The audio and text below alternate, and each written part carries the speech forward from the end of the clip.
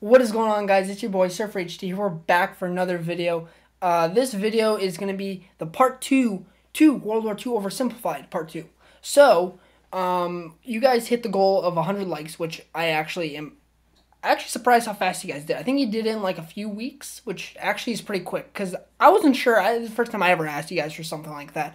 But, you guys hit it, and you're a little over. I think you're like 116-ish, maybe likes, maybe 19 now. But you guys hit it. I'm sorry I haven't uploaded. You guys have been commenting saying, upload it, part two. I'm like, guys, I had to, have my own schedule, my own agenda. I have my own, I have stuff I have to do before I can do YouTube, obviously. Because I don't take this, terribly seriously, but, it's YouTube. But it is something that I like to do, so I'm going to do part 2 for you guys. 3, 2, 1, go. This video was made possible by Skillshare, an online learning community. Stick around until the end of the video to learn how you can get an exclusive deal just for Oversimplified viewers. So what else is happening?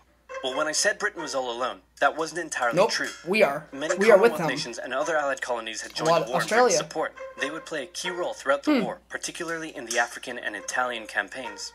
On the Axis side, Germany, Italy, and Japan signed the defensive tripartite pact, bringing their military alliance even closer together. The Soviet Union's war against Finland should have been an easy victory, but it became a humiliating struggle, and their military ineptitude was put on full display. Flip them. In the end, they did force the Finns to sue for peace. Then, they continued their honorable campaign of pushing around much smaller countries by annexing the Baltic states and part of northern Romania. France's colonies in equatorial Africa were like, heck no, we aren't going to join the Germans, and they all pledged their allegiance to free France, except for Gabon, which had to be taken by military force. The Allies also tried to capture the strategic port of Dakar, but that ended in failure. Mussolini had seen Hitler's successes, and he thought now it was Italy's time to shine, so he tried to take British Somaliland, and that went pretty well. Then he tried to take Egypt, and that went less well. Then he tried to take Greece, and that went really badly. Churchill began referring to Italy as Europe's soft underbelly. Ooh, roasted! He began favoring a military campaign from the south and started sending British troops to Greece. All of this had Hitler pretty concerned, and he moved to protect his southern flank. He had been getting friendly with Hungary and twisted their arm into signing the Tripartite Pact and joining the Axis powers. Romania was also eager to join for protection against the Soviet Union. The Tripartite Pact was designed to prevent any other countries from deciding to join the Allies, specifically Britain's old ally, the pesky United States of America. When war first broke out, American public opinion was strongly against joining in. In 1940, there was an election. The Republican candidate said, "I will not send any young Americans to die in Europe," and sitting President Franklin D. Roosevelt said, "I will also not send any young Americans to die in Europe. Unless I have to. Then I might." And Roosevelt won. Churchill asked him to join the war, but Roosevelt said, "No can do, Winston. But you know what? Here, have some weapons." America began supplying the Allies with food and munitions, but there was one problem.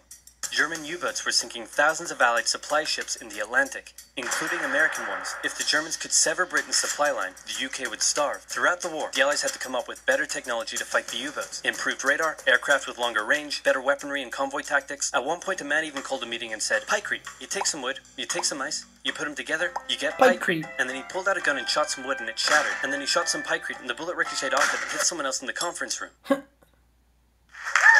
Then they tried to make a pikecrete aircraft carrier, but that idea was scrapped, because that's a really dumb idea. In the end, Alan Turing and his team of codebreakers cracked Germany's Enigma code, and the U-boats gradually became less and less of a threat. Back in Africa, Britain decided to push Italy out of Egypt. Hey, that was pretty easy, so they kept going. Hitler realized he was going to have to finally step in and do something. He went to Bulgaria and Yugoslavia and said, "Hey, I'm going to move troops through you to get to Greece, so either join us or, be invaded." Bulgaria opted to join them. Yugoslavia opted to be invaded. Then Greece finally fell to the joint German-Italian invasion. The British had moved troops from North Africa to fight in Greece, which helped Rommel and his tank divisions push the British back to Egypt, and they could have kept going, but a small, mostly Australian force held out under siege for 8 months, denying the Germans a strategic port city and disrupting their supply line. Despite having some success in the Middle East, the British didn't seem like any real threat for now. Hey, Soviet Union, look out! With 3 million troops, Hitler launched the largest ground invasion in history, and Stalin was far from ready.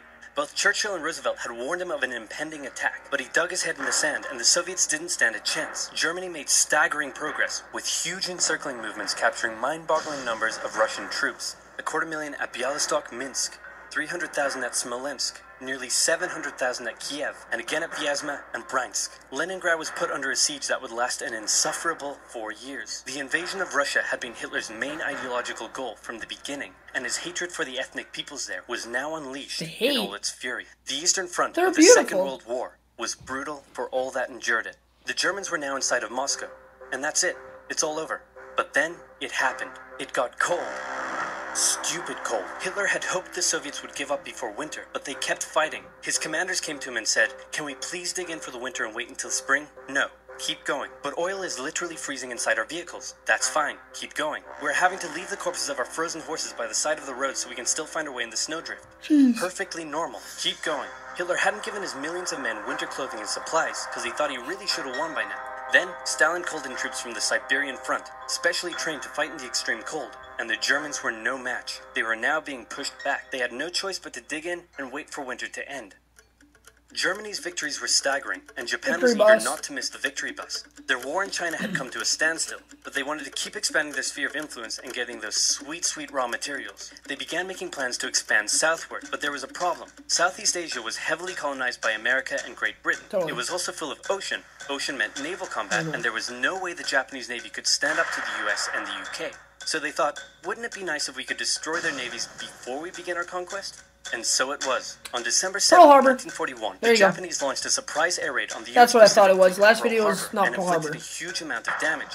They also attacked British colonies in Southeast Asia. Roosevelt had no choice but to declare war on Japan, and so did Churchill. Hitler then declared war on America, even though he totally didn't have to. The attack on Pearl Harbor seemed like a big Japanese victory, but they didn't attack any of the naval repair yards, fuel storage tanks, or the submarine base, meaning the Pacific Fleet would be up and running again pretty soon. In the meantime, though, the Japanese were able to begin their conquest. They took Guam, the Gilbert Islands, Wake Island, Hong Kong, and the Philippines. They forced Thailand to join them so they could march their troops through to Malaya. They swept through Singapore, North Borneo, the East Indies, New Guinea, the Solomons, and they were now threatening northern Australia and the borders of India. Japan's victory had been as staggering as the Germans, and it reinforced the Japanese idea that this was a divine war which they were destined to win. But their victories had been based on speed, not power, and power would eventually catch up with them.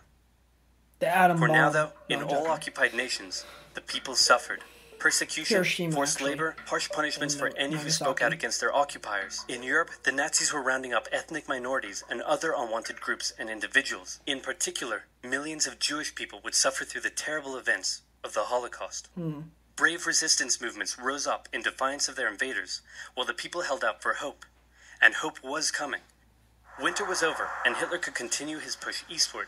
But this time, he switched up his strategy. He wanted to focus on the south. His plan was to cut off the Russian armies in the Caucasus, an area full of oil, and then invade the Caucasus and take all the oil. His forces moved across the north with ease, and Hitler got cocky.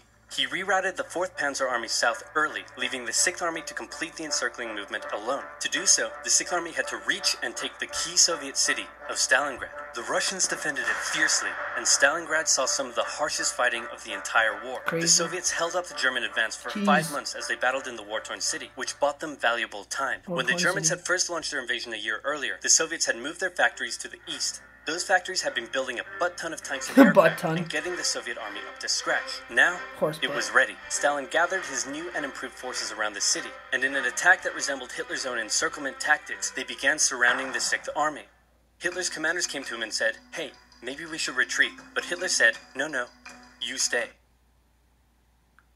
Shoots himself in the foot again. The entire 6th Army was trapped and had to surrender.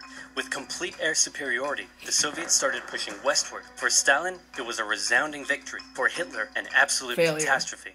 Things also weren't looking too good for Hitler elsewhere. With America now in the war, Allied bombing over German cities reached devastating levels. In Africa, the British had pushed Rommel back again. Then they were pushed back again, and finally, after a decisive battle at El Alamein, and with American and British troops arriving in the west, the Germans and Italians were squeezed out of Africa. Japan was also already seeing its rapid success being turned around. They attempted to take the island of Midway, but the US Navy was ready for the attack, and they sank Japan's carrier. That's funny. Actually, they sank it's like the the battleship It was a game. battle from which the Japanese Navy would never recover. British, Indian, and Chinese troops held the line in the harsh jungle terrain of Burma, and the Japanese suffered losses in the Solomon Islands and New Guinea. They began to realize they were not invincible. With the Axis out of Africa, the Allies had to decide their next move. Churchill still wanted to attack from the south, while the Americans preferred a full sea invasion in northern France. Alright, said the Americans, we'll do it your way. Allied forces successfully landed in Sicily and began moving north. They also carried out bombing raids over Rome. The thing was, many of the people in Sicily had relatives living in America, and they greeted the American troops quite warmly. Nice. With the war reaching home territory, most Italians just weren't that into it, and Mussolini was suddenly very unpopular. He was voted out by his own fascist Grand Council and was toppled from power. Italy immediately began negotiations for surrender. Hitler wasn't surprised and had already sent reinforcements southward. In an operation he ironically called Operation Axis, German troops quickly disarmed Italian troops in the north. The Allies continued fighting the Germans up through Italy, but then winter set in, meaning mud, and everything slowed to a halt. Alright, said the Americans, let's do it our way as well.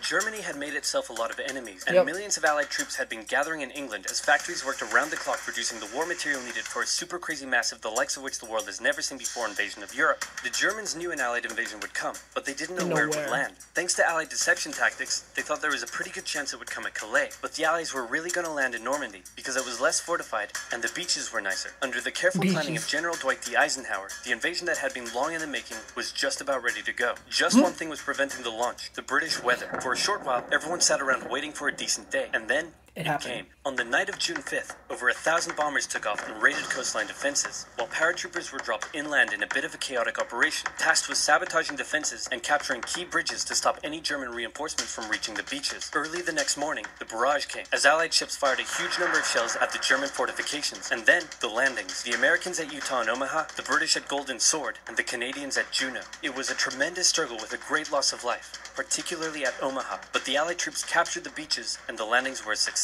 Then they began their movements inland. They took the port of Cherbourg and the city of Caen. The Americans moved south to capture Brittany. Then, in a massive disaster for the Germans, British and Canadian troops from the north and Americans from the south trapped the German 7th Army in a near wipeout encircling movement. In August, Allied troops landed in the south of France to little resistance. On one beach, all they found was a Frenchman handing out champagne. Paris was liberated, and the Germans were pushed out of France as the Allies entered Belgium. In the Far East, the Allies started to push the Japanese out of Burma, as the Americans launched a two-pronged offensive in the Pacific. In the south, General MacArthur led the push to liberate the Philippines, while General Nimitz oversaw the brutal island-hopping campaign. American forces had to make hard-fought landing after hard-fought landing on fiercely defended small islands as they moved steadily towards the Japanese mainland. The Japanese believed that the greatest thing a person could do was to die in battle, and the most dishonorable act was to surrender. As a result, they fought ferociously to the very end, and the closer the Americans got to the mainland, the more ferocious the resistance became. In February 1945, the Americans captured the island of Iwo Jima, and an intense firebombing campaign of Japan's wooden cities began. The Allies suffered some setbacks trying to liberate the Netherlands, but they were making progress and were now threatening the industrial heartland of Germany. Hitler's health, both mentally and physically, was rapidly deteriorating. Things were looking bad, and he was desperate. He said, "We need to turn this thing around, and I have just the trick." Remember a few years back when we blitzkrieged through the Ardennes and trapped the Allied forces in Belgium? Well, I'm going to do the exact same thing. Oh, it did work, but... Again. He gathered his forces and tried to pound them through the Ardennes. He used up the remainder of Germany's strength and resources, and he managed to create quite a nice ball. But this one didn't work. He also trapped some American forces in the Belgian town of Bastogne. The Germans sent the trapped Americans a message saying, "Surrender or be annihilated." When it was read out to the commanding officer, he said, "They want to surrender? No, sir, they want us to surrender." Nuts! And that's what they sent off as their official reply. General Patton's Third Army then managed to break the siege from the southwest, and the Germans were pushed back. Hitler's last-ditch attempt had failed, and what followed was a total collapse of the German forces. The Allies pushed into Germany from both sides. The Soviet Union took Warsaw and kept pushing to Berlin. In his bunker, Hitler realized all hope was lost. Berlin fell, and with it, Hitler's dreams of a great German empire. Two of the Axis nations had been knocked out. One to go. The Americans began their assault on Okinawa, the last island before they would reach the Japanese mainland. The desperate Japanese fought hard, launching kamikaze attacks on the U.S. ships. The citizens of Okinawa suffered through the terrible fighting, but in 2 months, the island was captured. The Allies now had to make a choice: either continue the devastating struggle up the Japanese mainland, or they could try to coerce the Japanese into surrendering now. In July, the first successful atomic bomb test took place in New Mexico, and the destructive weapon was ready for use. America and the UK were also seeing the Soviet Union not so much liberating as occupying its captured territories, and so they wanted to put on a show of force. On August 6th, the A-bomb fell on Hiroshima. Then, on the 9th, Nagasaki. The cities were reduced to rubble, and for the people living there, it was a terrible fate. But for the Allies, it achieved their main aim. In September, the Emperor announced Japan's surrender, saying the war situation has developed not necessarily to Japan's advantage. After 6 years, war was finally over. The Allies occupied Japan for 8 years. The Emperor was allowed to keep his position, but General MacArthur made sure this picture was printed in the Japanese press to display to the Japanese people that their Emperor was not the divine, powerful being they had believed. Germany was divided between America, the UK, France, and the Soviet Union. In 1949, the Allied sectors were united into West Germany. The Second World War had been more terrible and destructive than the first. In its aftermath, two major superpowers with two very different ideologies had come out victorious, and the tension between the two of them would create a new kind of war. Oh no. A very, very cold one.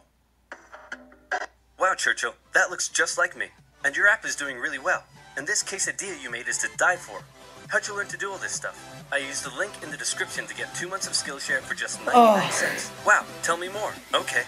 Skillshare is an online learning community with more than 19,000 classes in design, business, technology, and more. Premium membership gives you unlimited access to high-quality classes taught by genuine experts working in their field, so you can improve your skills, unlock new opportunities, and do the work you love.